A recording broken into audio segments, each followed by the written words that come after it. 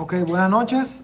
Hoy vamos a ver agujero de la base del cráneo y vamos a ver también sus relaciones anatómicas con los nervios craneales en este modelo sintético de cerebro. Muy bien, vamos a comenzar con lo que es base de cráneo, haciendo énfasis principalmente en lo que son los agujeros de la base del cráneo. Número uno, tenemos los agujeros de salida del primer nervio craneal, que vendría siendo pues el nervio olfatorio. Acá tenemos la lámina cribosa del hueso etmoides. El hueso etmoides es este hueso que está acá, que tiene forma rectangular.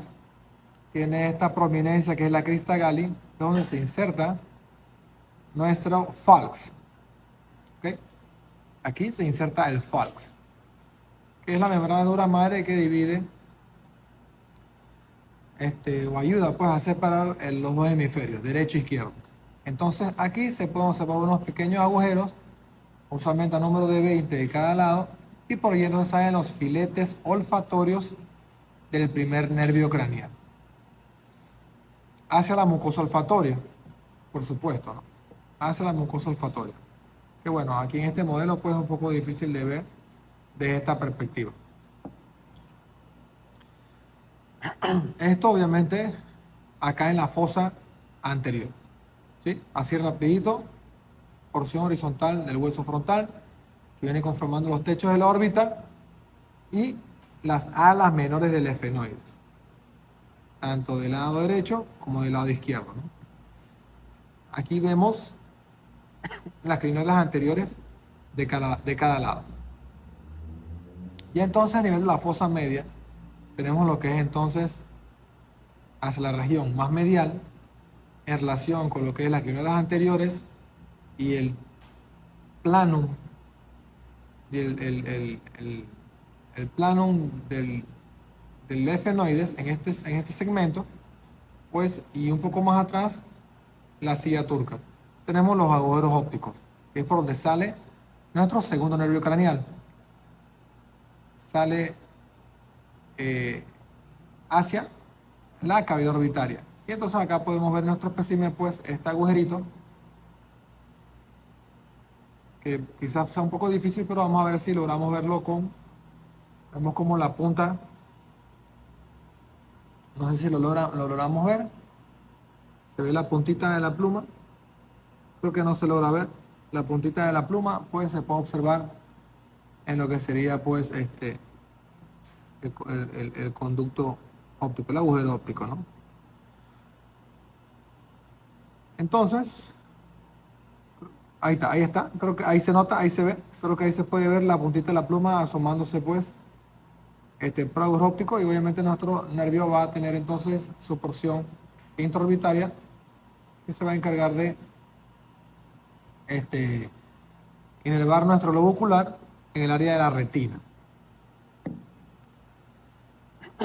Para proseguir, entonces, obviamente también por este agujero óptico, es importante, no solamente sale el nervio óptico hacia la cavidad orbitaria, sino que también pasa la arteria oftálmica por debajo del nervio óptico, que es la primera rama de la arteria carótida interna intracraneal. Acá tenemos una estructura anatómica muy importante que vamos a aprovechar para señalarla. Se puede ver el agujero óptico y se puede ver una especie de pilar aquí. Y luego del pilar, perdón, se puede observar lo que es la fisura orbitaria superior. Vamos a ver si el ángulo nos lo permite. Acá se ve la fisura orbitaria superior en este punto, ¿no? Ese es el pilar óptico.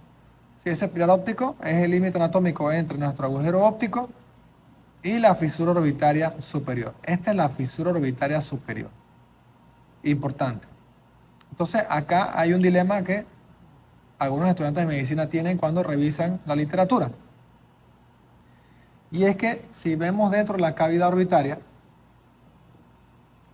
¿no? Se pueden observar dos fisuras orbitarias. Se puede observar una fisura orbitaria superior, acá, y una fisura orbitaria inferior. Entonces el estudiante curioso de medicina no entiende de dónde viene la fisura orbitaria inferior.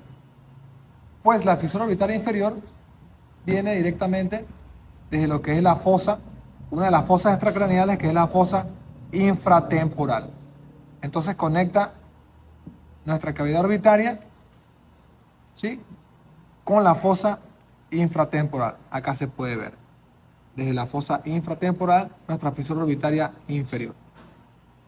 Si lo vemos desde la vista intracraneal, no hay fisura orbitaria inferior, por supuesto, solamente se encuentra la fisura orbitaria superior. Me hace un poco difícil ubicarlo por el ángulo, pero pues solamente hay una. Y por ahí viene saliendo el tercer nervio craneal, el cuarto nervio craneal, la rama V1 de nuestro nervio trigémino y por supuesto pues venas oftálmicas que vienen drenando el globo ocular de la cavidad orbitaria. Muy bien. Y también por supuesto falta otro nervio que no he mencionado, que es el sexto nervio craneal, que es nuestro nervio abducens. Si se dan cuenta, pues esta fisura orbitaria superior también se le conoce como hendidura efenoidal porque se encuentra específicamente ubicada entre el ala menor del efenoides y el ala mayor del efenoides, que es este segmento que está acá, ¿no? Todo esto es el ala mayor del efenoide, ¿sí? Entonces, para recordar, pues el efenoide tiene forma de mariposa. Como pueden ver, esto sería el ala menor del efenoides y el ala mayor, pues acá abajo, que simula, pues, o recuerda, pues, la imagen de una mariposa. También la silla turca es parte del hueso efenoidal. Y aquí entonces en la silla turca va a reposar nuestra glándula hipofisial. Si seguimos avanzando en los agujeros de la base del cráneo, vamos entonces a observar que tenemos otro agujero que está en relación acá, ¿sí?, que es este que vemos acá, que sería el agujero redondo mayor. Entonces acá hay una mnemotecnia que yo les había explicado la vez pasada, para que se acuerden, porque usualmente pues acordarse a veces de los agujeros de la base del cráneo no es tan fácil. Estos agujeros yo me los sé más o menos. ¿Qué significa eso? Agujero redondo mayor, agujero oval y agujero redondo menor o agujero espinoso, también se le conoce, que es por donde entra la arteria meningia media hacia la cavidad intracraneal, ¿sí? Y saber pues que la arteria meningia media es rama de la arteria maxilar. A su vez, la arteria maxilar es rama de la arteria carótida externa. A su vez, la arteria carótida externa es rama de la arteria carótida común. Y del lado derecho, por supuesto, es rama del tronco brachiocefálico. Y luego entonces pues hacia el callado aórtico. Muy bien. Entonces aquí se puede observar, pues me salté un poco los otros dos agujeros, pero para dejar pues en relieve lo que es el recorrido de la arteria meningia media, que va a pasar entonces por todo lo que es, va a dejar su impresión en lo que es la tabla interna del cráneo. Y pues en esta zona que es la concha del temporal, que es una porción de hueso delgada, ¿ok? Esta es la parte del cráneo que cuando hay algunos traumas, pues como es muy delgada, esta zona se fractura fácilmente.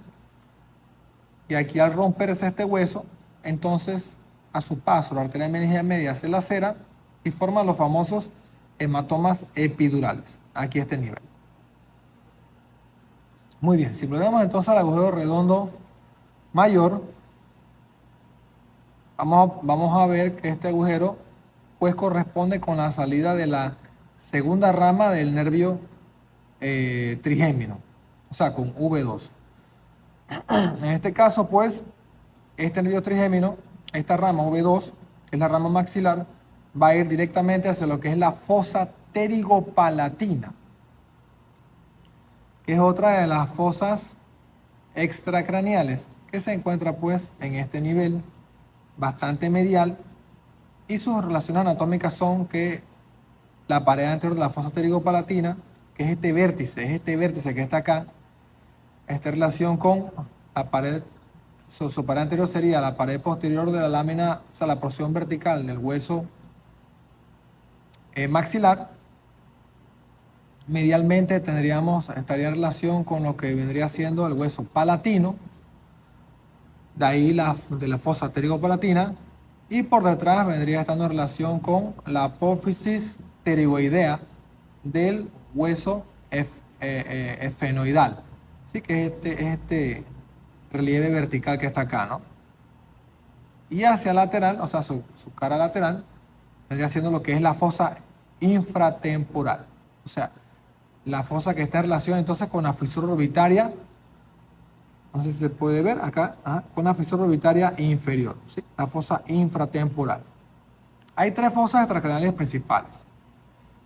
La fosa temporal, que está en relación con la concha del temporal. Aquí se encuentra ubicada el músculo temporal, que es uno de los músculos de la masticación, la arteria temporal superficial y sus diferentes ramas, y por supuesto pues la apófisis, la aponeurosis, perdón, que recubre este músculo temporal de la masticación. El límite inferior de esta fosa temporal vendrá siendo el arco cigomático, principalmente pues la rama, lo que sería la rama cigomática del temporal y la rama temporal del cigomático, ¿no? Ellas se unen acá, en esta fisura, ahí se unen, y entonces forma este límite, ¿no? De aquí para abajo entonces vendría siendo lo que es fosa infratemporal, y la fosa infratemporal pues va hacia medial y se limita entonces con la fosa pterigopalatina también, que vendría siendo la fosa más medial de estas fosas extracraneales y la más pequeña. Esta relación pues con la arteria maxilar y el ganglio pterigopalatino, que es un ganglio parasimpático del séptimo nervio craneal. Muy bien. Si seguimos avanzando, entonces tenemos el agujero oval, que se encuentra aquí, pues a nivel de lo que es la fosa media. La fosa media está conformada por el ala mayor del esfenoides y el hueso temporal. El hueso temporal tiene varias partes. Tiene una porción escamosa, que vendría a ser esta porción delgada que está acá, y una porción petrosa, que es esta porción gruesa que está acá. ¿Ok? Está más hacia posterior. Y también tiene una porción, por supuesto, mastoidea, que es esta porción que está externa, que está en relación pues con el mastoides y hacia lo que es el conducto auditivo externo, ¿no? Como pueden observar aquí en la pieza. Entonces por ahí va a salir la rama V3 de nuestro nervio trigémino, que es la rama maxilar. Esta rama maxilar va a ir en relación directa con, o va a desembocar en lo que sería, ahí se ve la punta de la pluma, en lo que sería la fosa infratemporal. Entonces, para recapitular, pues nuestro agujero redondo mayor comunica la fosa media con la fosa pterigopalatina, y nuestro agujero oval comunica la fosa media con la fosa infratemporal. Importante recordar esos detalles anatómicos. Acá tenemos pues el agujero entonces espinoso o redondo menor, que es el que va a dar la entrada para la arteria meningia media, que como explicamos pues deja sus relieves a nivel de la concha del temporal, y cuando se fractura este hueso pues se forman los famosos hematomas epidurales. Si vemos aquí, tenemos lo que sería entonces ya la porción petrosa del hueso temporal. Aquí tenemos una porción bastante acentuada de esta porción petrosa temporal, que va a corresponder con lo que es la eminencia arcuata. La eminencia arcuata está en relación con lo que sería el canal semicircular superior. Entonces él deja su impresión acá adentro y por eso se ve esa elevación. Si podemos ver un poquito más acá, aquí es difícil verlo en este espécimen anatómico, pero por aquí debe haber un agujerito que es por donde sale el GSPN, o sea, Greater Petrosal Superior Nerve. ¿Ok? O sea, en inglés, pues, que es el nervio, el gran nervio petroso, ¿sí? ¿Ok? Que es una rama simpática, una rama parasimpática del séptimo nervio craneal que se va a unir con el nervio petroso menor que viene directamente del plexo simpático de la carótida interna y se unen ambos y forman lo que es el nervio vidiano, sí, que tiene ambas modalidades autonómicas, tanto simpática como parasimpática, ¿sí? Y salen por el canal vidiano, que es este canalito que está por acá, un canalillo que se forma por aquí. Muy bien. Podemos ver entonces, aprovechando, este es el borde libre de la porción petrosa del hueso temporal, y ahí en este borde es donde se va a insertar nuestro tentorio, ¿sí? Se va a insertar aquí en este borde y también va a estar adherido a lo que es la clinoides posterior y la clinoides anterior. ¿Ok? Entonces se va a formar aquí un borde libre que se llama borde libre de la tienda, que es el que va a dar paso entonces al tallo cerebral, hacia la fosa posterior. Si seguimos viendo los agujeros de la base del cráneo, pues tenemos lo que es el agujero o el poro acústico o el agujero auditivo interno, que está en relación pues con la porción, con la pared posterior de la porción petrosa del hueso temporal. Y como les dije obviamente aquí es difícil explicarlo, pero como se les expliqué en la clase teórica, se va a dividir como en cuatro compartimentos, ¿sí? Un compartimento por donde pasa el complejo 7-8, o sea, los cuatro compartimentos van a hacer que pase el complejo 7-8, y se llama complejo 7-8 porque está conformado por la rama motora del facial, con el nervio intermediario de Risberg, que pasa antero superior, posterior superior pasa entonces lo que sería el vestibular superior, posterior inferior el vestibular inferior, y anterior inferior lo que sería la rama coclear. ¿Ok? Bien. Si seguimos bajando, se dan cuenta que de forma vertical, así en este sentido vertical, hay otro gran agujero aquí ubicado y tiene una espina aquí que se puede observar como esto, una espineta que se puede observar aquí, que en el espécimen vivo pues divide este agujero en dos porciones. Una porción venosa que se llama pars venosa y una porción o pars nervosa. La pars venosa está en relación con la vena yugular que se forma a raíz del seno sigmoideo que viene por acá. Aquí está la impresión que es el seno sigmoideo y, el seno petroso inferior, que va a pasar por todo el borde del clivus y va a drenar y se van a unir entonces con el seno sigmoideo para formar la vena yugular. Por la parte de abajo, en la configuración externa, en la base del cráneo, se puede observar que este agujero tiene como una especie de techo acá, y eso es lo que se denomina o forma pues el bulbo de la yugular. El bulbo de la yugular. Muy bien. Entonces por ahí va a salir la vena yugular junto con el nervio craneal número 9. Pero se nos ha quedado un nervio por fuera, ¿no? El sexto. Aunque ya dijimos que el sexto sale por la fosa, la fisura orbital superior, el sexto tiene un recorrido en donde él también hace piercing en la dura, pasa por encima del seno petroso inferior y pasa entonces justamente hacia el ápex del petroso para perforar la dura, o sea, para irse por debajo de la dura y entrar dentro del seno cavernoso, pasar dentro del seno cavernoso puramente y entonces salir por la fisura orbitaria inferior, ¿sí? Y para recordar, el septo neurocraneal es el único nervio que pasa justo por dentro del seno cavernoso. Los demás pasan por fuera.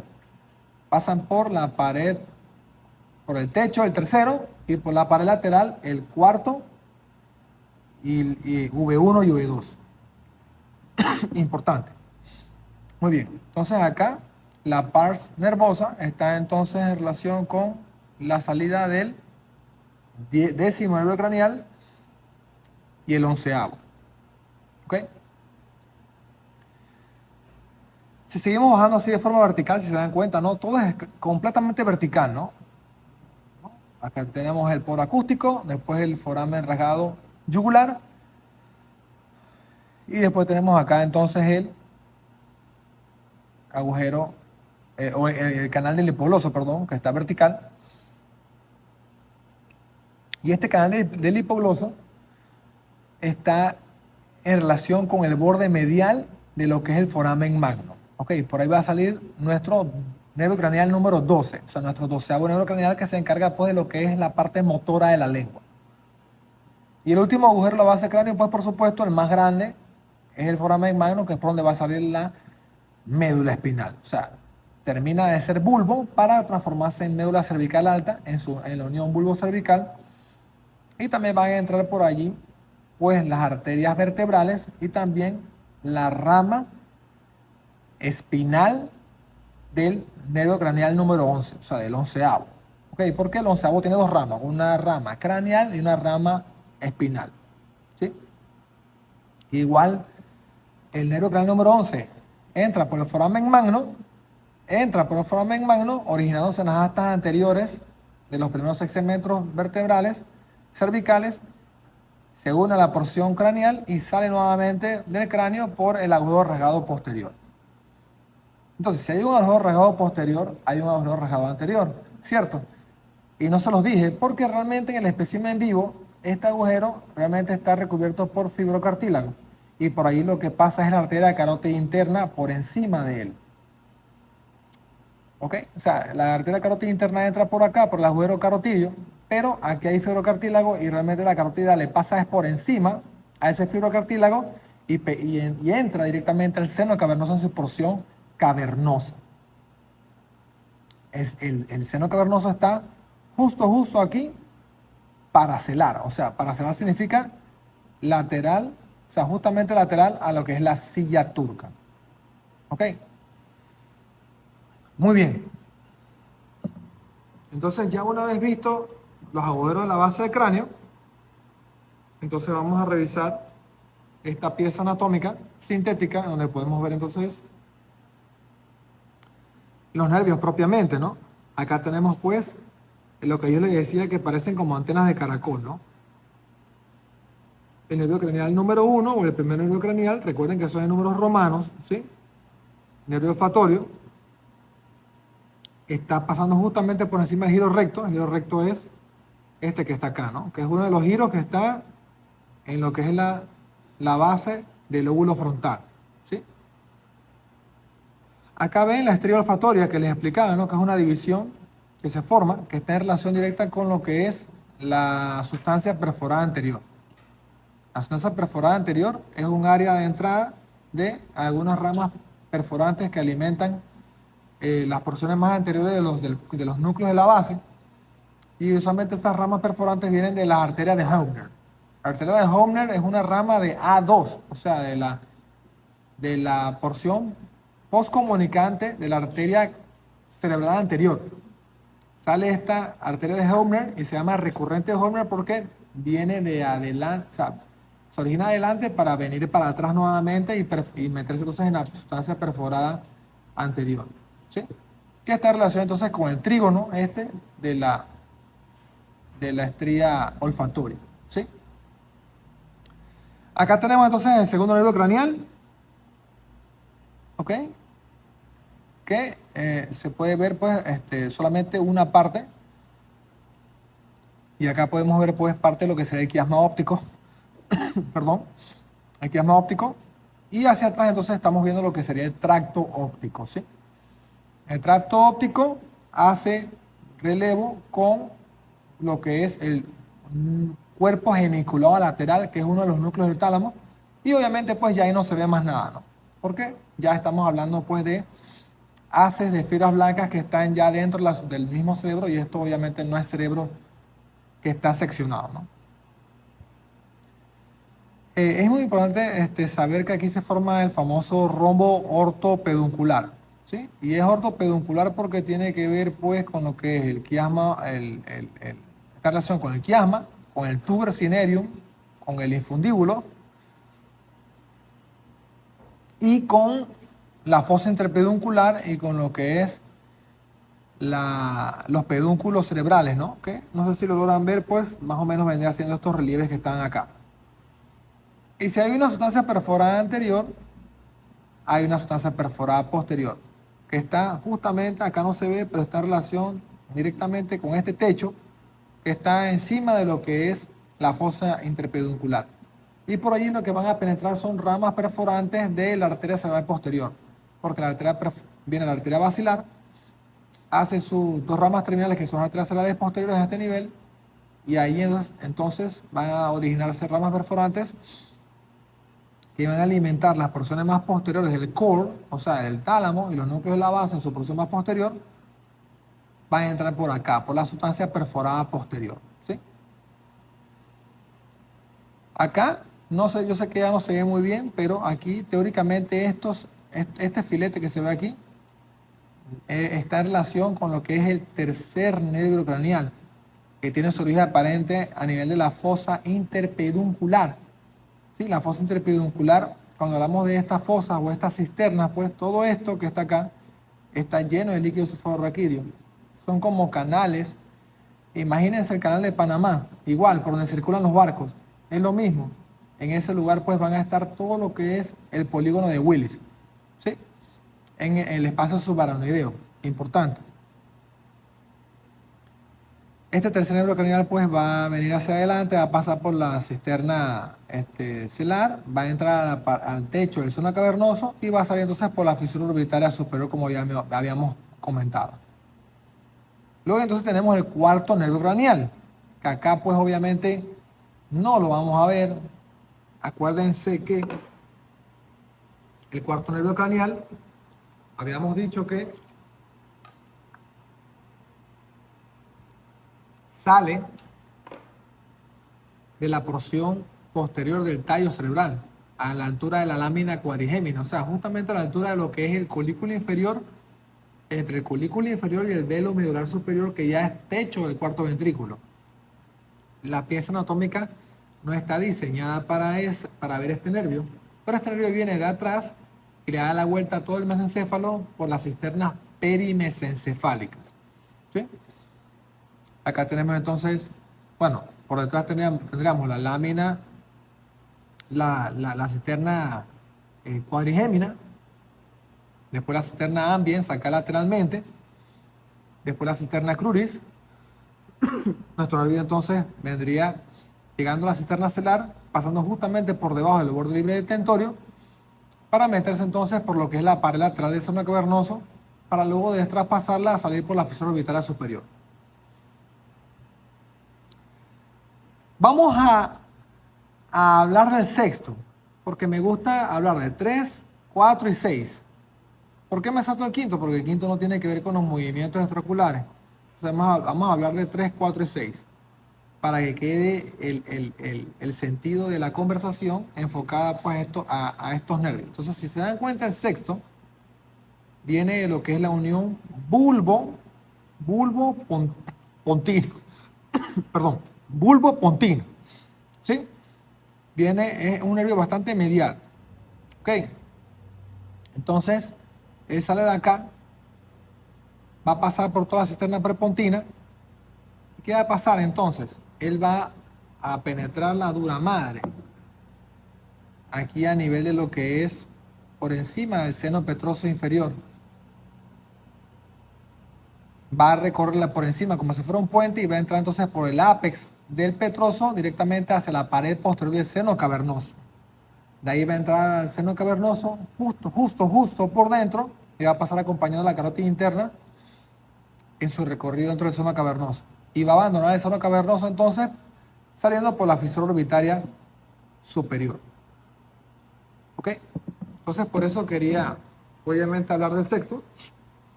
Y es importante pues saber que el sexto se encarga de los movimientos de lo que son el músculo recto lateral, que es la abducción del ojo. ¿Sí?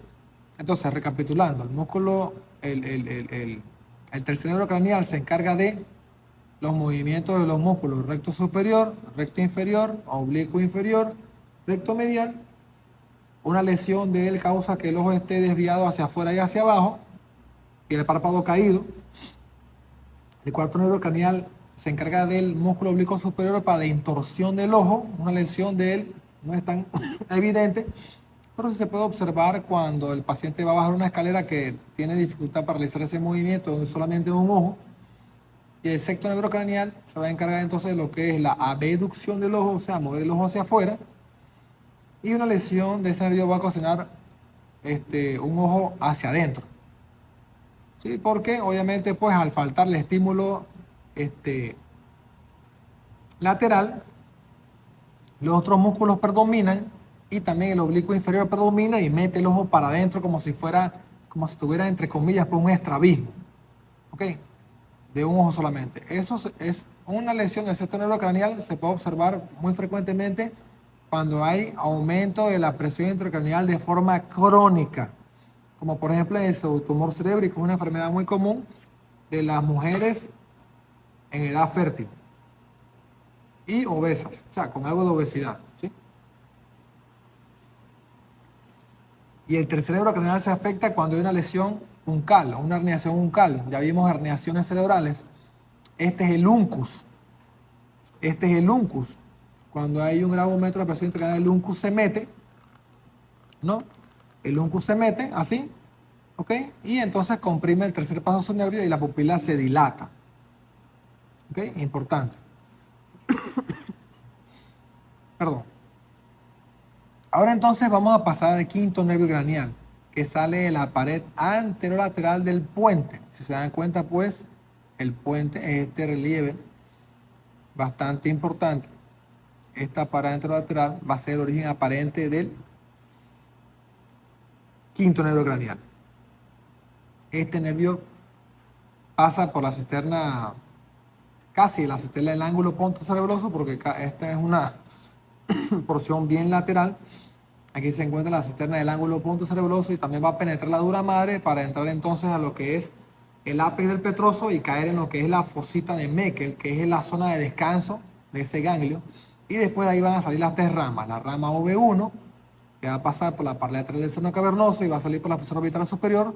La rama V2, que es la rama maxilar, que va a pasar por la pared lateral del seno cavernoso y va a salir por la fisura, y va a salir por la bola redondo mayor. Y la rama V3, que es la rama mandibular, que va a pasar, no va a pasar por la no pasa por la pared lateral del seno cavernoso y va a salir entonces del cráneo por el agujero oval hacia la fosa infratemporal. ¿Okay? Va a inervar los músculos de la masticación. Muy bien. Ahora pasamos entonces al complejo 7-8.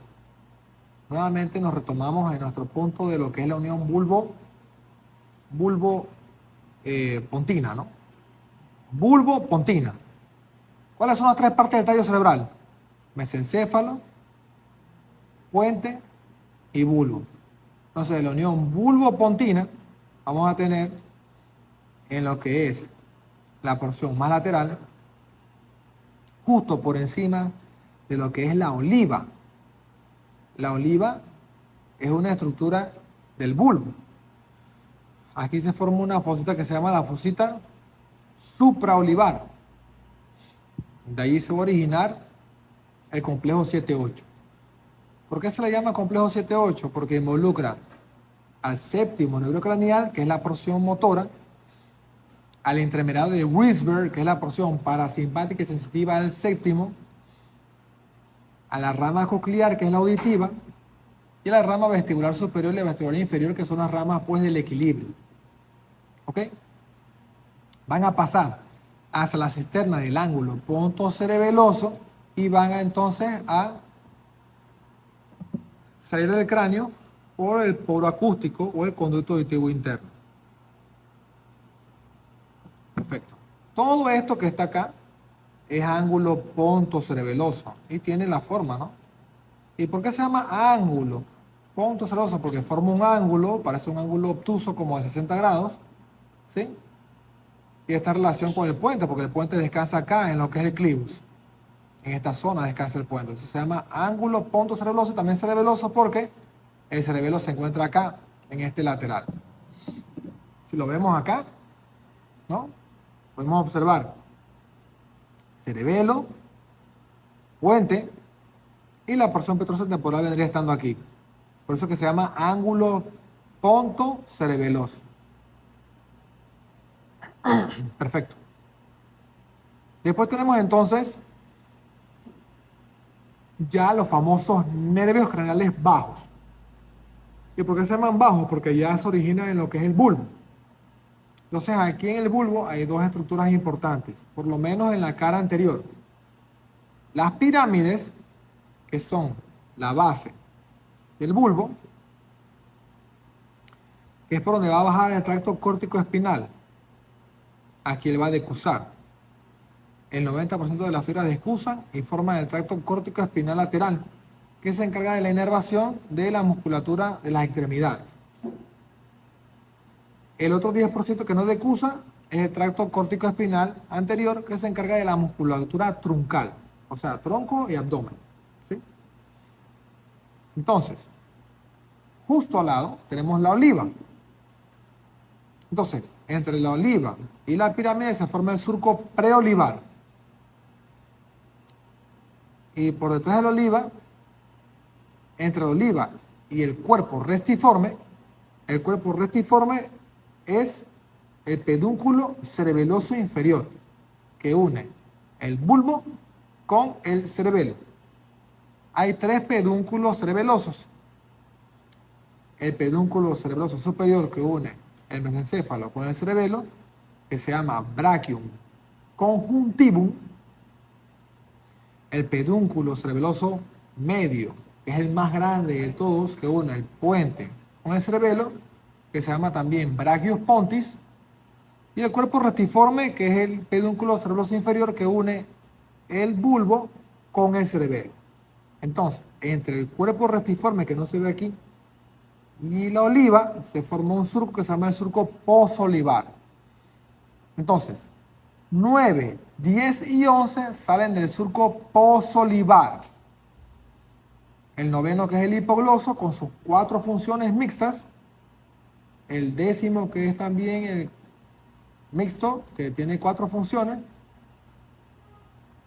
Y el 11, que tiene su rama craneal, que sale de acá, y la rama espinal, que viene de las astas anteriores de los primeros 6 segmentos cervicales.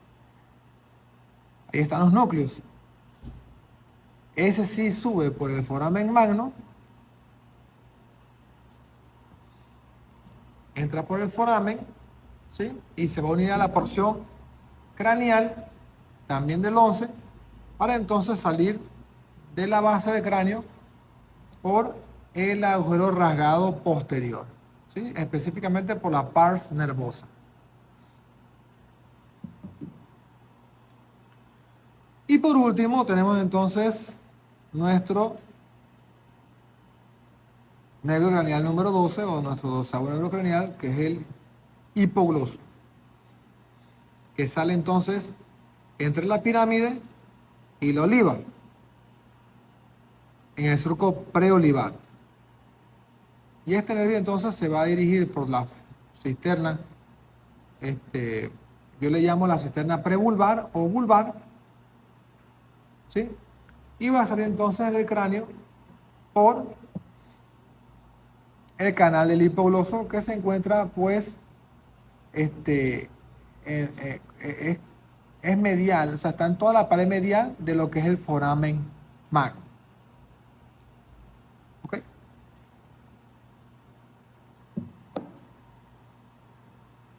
Y ya por último, por supuesto, tenemos entonces el bulbo, ya en su porción final, o sea, unión bulbo cervical, decusación piramidal, que es el final del bulbo. Y también tenemos entonces aquí en relación con esto, porque esto es el foramen magno acá, ¿no? Opa, se me acabó la luz. Sí, exacto, sí. Y ya voy a terminar las amígdalas cerebelosas, ¿no? Que estas en la herniación amigdalina se hernian y comprimen entonces así el bulbo, y por eso es que pueden causar entonces una parada cardiorrespiratoria. Eso será todo. Muchas gracias.